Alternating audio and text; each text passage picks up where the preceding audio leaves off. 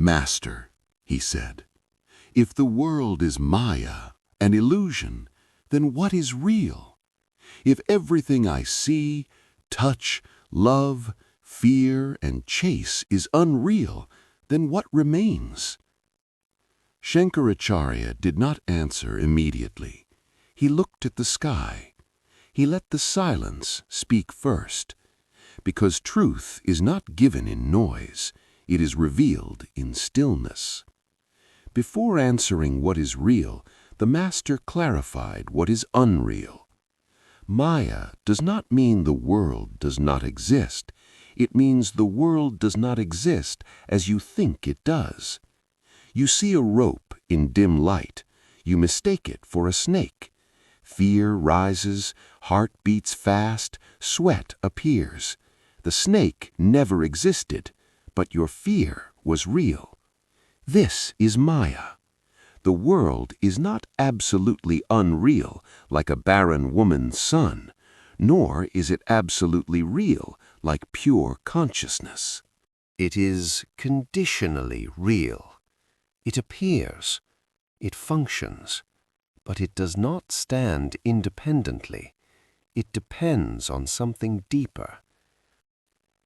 Shankaracharya explained reality in 3 layers: pratibhasika, illusory reality; dreams, hallucinations, the rope snake. They appear, then vanish. Vyavahayika, transactional reality. This waking world, you, me, mountains, money, relationships. It works. It has cause and effect, but it is not ultimate. Paramartika, absolute reality, that which never changes, never begins, never ends, never depends. That alone is real. Now the disciple trembled. "Master, what is that absolute?" Shankaracharya smiled gently. "You."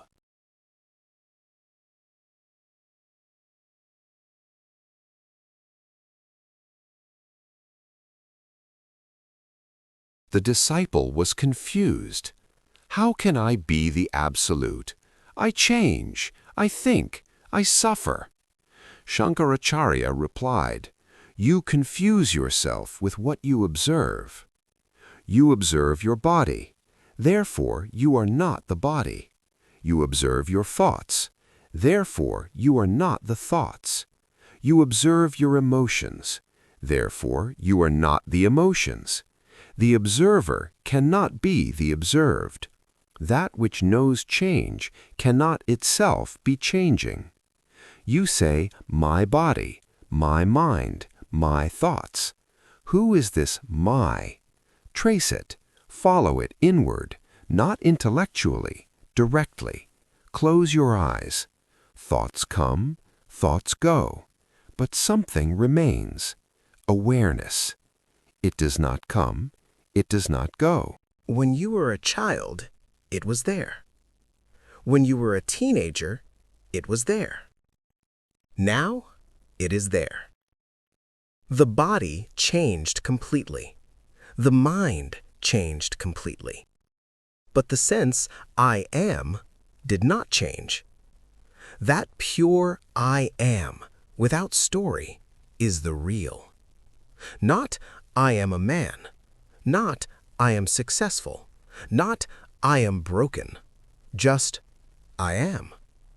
That is Sat, pure being.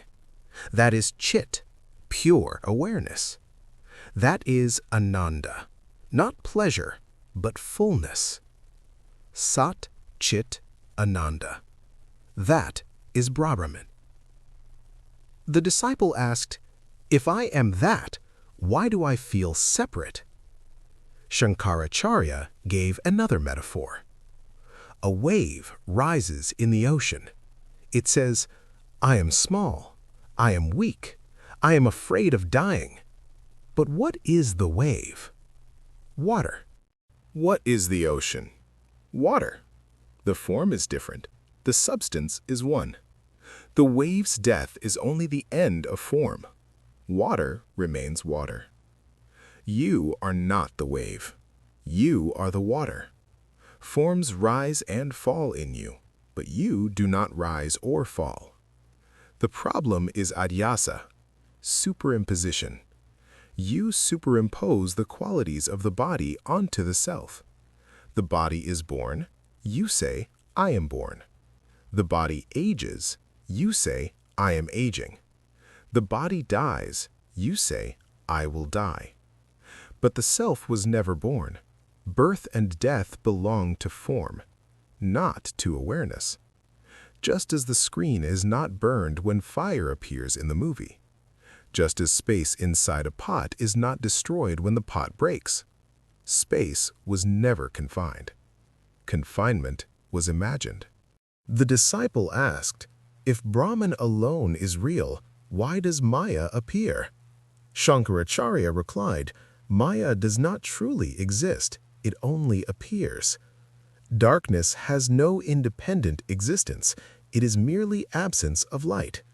Ignorance is absence of knowledge. When knowledge dawns, ignorance vanishes. You do not remove darkness with a stick, you bring light. Similarly, you do not fight Maya, you see clearly. That is liberation. The disciple wanted to see Brahman. Shankaracharya said, you cannot see the seer. The eye sees everything, but not itself. The self knows everything, but cannot be known as an object. It is the very subject. It is self-luminous. You do not need proof that you exist. You are self-evident. Before thought, before language, before identity. Pure presence. The disciple asked, if I realize this, what happens to the world? Shankaracharya replied, the world continues, but its grip ends. When you know the rope, the snake vanishes. When you know yourself, fear vanishes.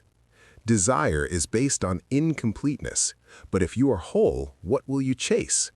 When desire ends, the psychological world collapses, not the physical world.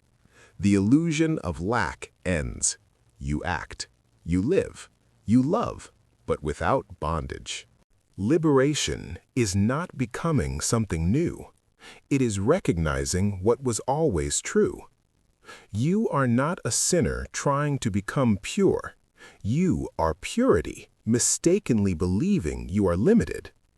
The sun does not need to become bright. It only needs clouds to pass. Knowledge removes ignorance. It does not create reality. Reality already is. The disciple bowed again. Master, give me one final instruction. Shankaracharya said, investigate the I. Whenever suffering arises, ask, to whom does this occur? The answer will come, to me. Then ask, who am I? Do not answer verbally. Dive. Trace the sense of self. All thoughts will dissolve. What remains is silent awareness. Abide there. That is truth. The real is that which does not change, that which does not depend, that which remains in waking, dream, and deep sleep, that which knows all states, that which cannot be objectified. That is Brahman. That is Atman. That is you. Not the personality, not the biography, not the memory, but the luminous presence in which all appear. The disciple sat in silence. Something shifted, not outside, inside. The world still moved. Birds sang, wind blew, people walked, but the center of identity dissolved. There was no longer a seeker, only awareness. Infinite, unbroken, unborn. Shankaracharya finally spoke softly. The world is Maya, but the one who knows it as Maya is Brahman. And in that knowing, there was freedom. Not somewhere else, not after death. Here, now, ever present. The real was never hidden, only misunderstood. When misunderstanding ends, truth shines, self-revealed.